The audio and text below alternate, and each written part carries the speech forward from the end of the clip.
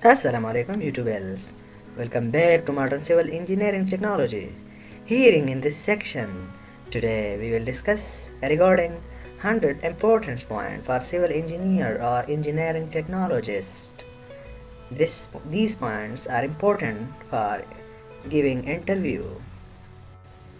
100 important points for engineers or engineering technologist. तो ये 100 points है जो बेसिकली जब आप इंटरव्यू के लिए जाते हो तो ये पॉइंट बहुत इम्पोर्टेंट है आपके लिए।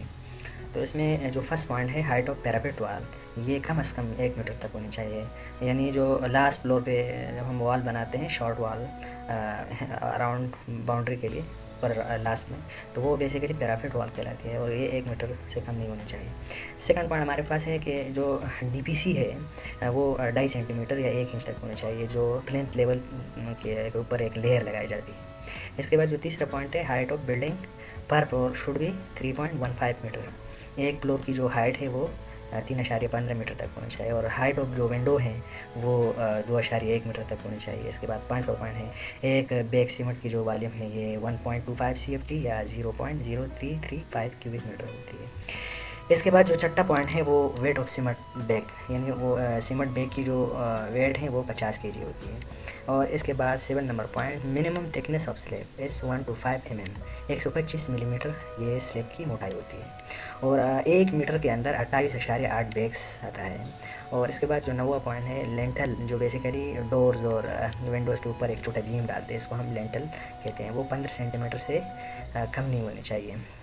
इसके बाद जो लेंटल जो हम प्रोवाइड करते हैं वो कम से कम 2.4 metre in case of brick wall की सूरत में इससे ऊपर हमने डालना चाहिए, यानी प्रोवाइड करना चाहिए। जो 11वां पॉइंट है वो बहुत इंपॉर्टेंट है minimum diameter of bar use inside. वो कम से कम हम जो बार यूज़ करेंगे 8 mm तक यूज़ कर सकते हैं स्लेब में। इस तरह कॉलम में 12 mm तक यूज़ कर सकते हैं और फिर जो डाबल बार से वो भी 12 mm तक यूज़ कर सकते हैं। और जो मैक्सिमम डायमीटर बार हम स्लेब में करते हैं 1/8 multiplied by thickness of slab. Thickness of slab के साथ जो है ना हमने 1 के साथ ज़रब करके फिर 8 से डिवाइड करके बस उतनी ही मिकदार में, यानी जो डाया होगी वो हम स्लेब में यूज़ कर सकते हैं। थिकनेस जो है ना वो मिसाल के तौर पर 200 mm है, तो 200 mm को डिवाइड करेंगे 8 से, जो आंसर आएगा वो आपका मैक्सिमम डाया होगा। इसके बाद 15 मैक्सिमम चेयर स्पेसिंग। चेयर है क्या चीज़, जो हम डिस्ट्रीब्यूशन बार्स और मेन बार्स ले करते हैं यानी डालते हैं छत के ऊपर, तो इसके नीचे यानी इसको ऊपर उठाने के लिए चेयर इस्तेमाल किया जाता है। तो उसकी स्पेसिंग जो है वो कम से कम 1 मीटर स्पेस पे होना चाहिए। एक चेयर से दूसरे चेयर तक का जो स्पेस है वो कम से कम 1 मीटर तक का होना चाहिए। इसके बाद जो 16 नंबर पॉइंट है वो dimensional tolerance of cube ±2 mm, यानी जब हम कंप्रेसिव स्ट्रेंथ के लिए क्यूब बनाते हैं वो बेसिकली वो 150 mm by 150 mm by 150 mm होता है। तो अगर हम 152 mm बाय 152 mm बाय 152 यानी 152 mm यूज़ करें, या हम 148 mm बाय 148 mm बाय 148, तो वो यूज़ करें, यानी प्लस माइनस सिर्फ 2 mm तक आप उसे दे सकते हैं, कम या ज़्यादा, इससे ज़्यादा वो परमिसिबल नहीं है। इसके बाद जो 17वां पॉइंट है maximum water absorption for first class brick 15% of its dry weight. 15% तक इसकी जो है ना एब्जॉर्प्शन होती है। और इनिशियल जो सिटिंग टाइम है सीमेंट की वो 30 मिनट्स तक होती है। और जो 19वां पॉइंट है फाइनल सिटिंग ऑफ सीमेंट वो 10 घंटे तक होते हैं। DPR अक्सर बात जो इंजीनियर से DPR बनाते हैं, तो DPR बेसिकली स्टैंड है डेली प्रोजेक्ट रिपोर्ट या डिटेल प्रोजेक्ट का एब्रिविएशन है। शुक्रिया। तो unit weight of steel in LBS 490 pounds होती है पर CFT में। इसके बाद जो 22 पॉइंट है वो यूनिट वेट पर RCC 25 किलो न्यूटन पर मीटर क्यूब। 25 किलो न्यूटन आप लिखे या आप 25,000 न्यूटन लिखे तो वो एक ही बात है, 25 किलो न्यूटन पर मीटर क्यूब या 25,000 न्यूटन पर मीटर क्यूब। इसके बाद जो 23वां पॉइंट है यूनिट वेट पर PCC यानी प्लेन सीमेंट कंक्रीट के लिए, इसके लिए 24 किलो न्यूटन पर मीटर क्यूब है या 24,000 न्यूटन पर मीटर क्यूब आप लिख सकते हैं। जो 24वां पॉइंट है यूनिट वेट पर स्टील, तो वो 7,850 kg पर मीटर क्यूब, यानी हम अगर LBS में लेंगे फुट पाउंड सिस्टम में तो 490 पर CFT, और मीटर में अगर हम काम करेंगे तो स्टील के लिए 7,850 kg पर मीटर क्यूब ले सकते हैं। इसके बाद जो 25वां पॉइंट है minimum number of bars in column. Square और रेक्टेंगल शेप के लिए 4 नंबर कॉलम हम डिफ़ॉल्ट यूज़ कर सकते हैं, और सर्कुलर के लिए 6 नंबर बार यानी 6 बार हम सर्कुलर कॉलम में यूज़ कर सकते हैं। इसके बाद 26वां पॉइंट है हम एक यार्ड में 3 फीट लिख सकते हैं, 1 यार्ड यानी 3 फीट के बराबर होता है। और 2700 पॉइंट यानी weight of steel in metre kilogram system, वो है जो हम अगर वेट बार से वेट निकालते हैं तो वो डाया स्क्वायर डिवाइडेड बाय 162.162, और जो डाया हम लेंगे वो हम मिलीमीटर में लेंगे। इस तरह वेट ऑफ स्टील यानी बार से अगर हम वेट ऑफ स्टील निकालेंगे तो ये हम पुट पाउंड सिस्टम में डाया स्क्वायर डिवाइडेड बाय 52.9, और जो स्क्वायर यानी डाया स्क्वायर जो डाया है उसको हम डिवीजन ऑफ इंच या उर्दू में से सूत्र कहते हैं, जो हम टेक्निकली साइड पे यूज़ कर सकते हैं सूत्र।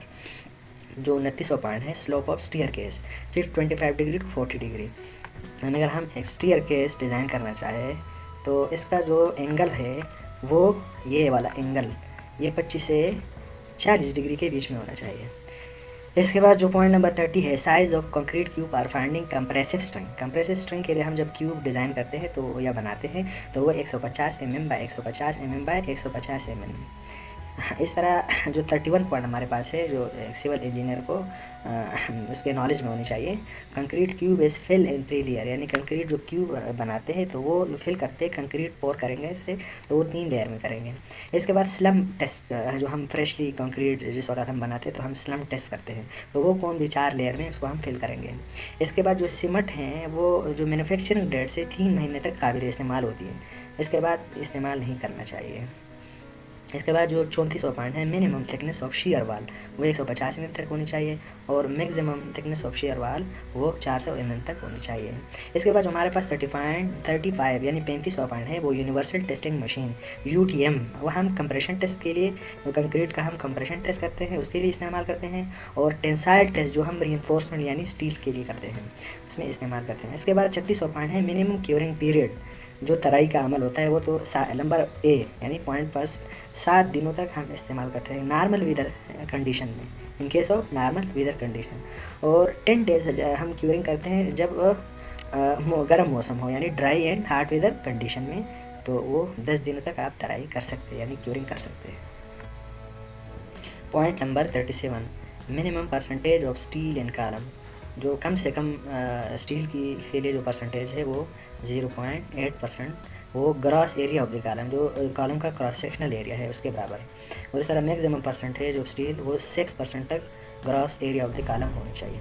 38वें पॉइंट में नॉमिनल कवर का बताता है कि फुटिंग में हम 50 mm तक कवर देंगे, कॉलम में फिर 40 mm तक कवर दे सकते हैं, और स्लेब में 20 mm तक कवर दे सकते हैं, और बीम में 25 mm तक कवर दे सकते हैं।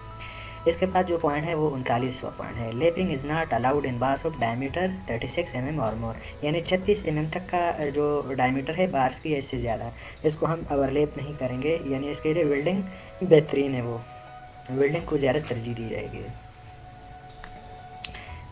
Point number 40 number of stirrups in beam और कॉलम, यानी हम अगर रिंग्स मालूम करना चाहें नंबर ऑफ स्टेरप्स या रिंग्स तो इसके लिए जो फार्मूला है वो क्लियर स्पेन को हम डिवाइड करेंगे सेंटर टू सेंटर स्पेसिंग और +1 करेंगे। लेट सपोज हमारे पास एक ये वॉल है और ये वॉल है, इसके ऊपर ये बीम जा रहा है, ये बीम जा रहा है, तो यहाँ से यहाँ तक का जो स्पेस है वो क्लियर स्पेन कहलाता है, क्लियर स्पेन। और यहाँ इसमें आप स्टेरप दे सकते हैं, तो यहाँ एक स्टेरप से दूसरे स्टेरप के दरमियान जो स्पेस है इसको हम स्पेसिंग कहेंगे और +1 करेंगे, तो ये फार्मूला बेसिकली इस्तेमाल होता है। इसके बाद जो 41 पॉइंट है RCC is affected by water because of collision of transportable bar. RCC में ज़ाहिर बात है सरिया इस्तेमाल होता है तो इसी वजह से पानी की वजह से इसमें नुकसान हो सकता है।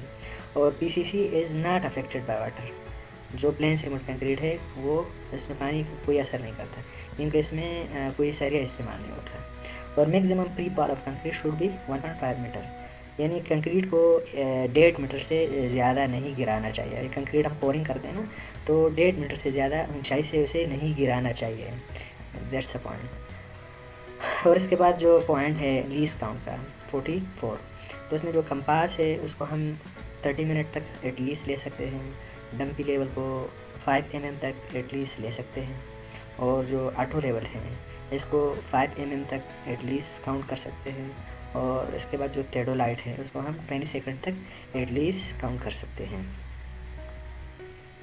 Point number 45 air voids left in concrete is known as honeycombing. Honeycombing concrete में तब बनता है जब आप विदाउट रॉडिंग या जो वाइब्रेटर इस्तेमाल नहीं करते, तो इसमें हवा के जो ईयर वाइड जो है ना वो इसमें रह जाते हैं। तो इस प्रोसेस को यानी इसमें जो ईयर वाइड रह जाए तो इसी को, इस कंक्रीट को हम हनी कॉम्बिंग कह सकते हैं।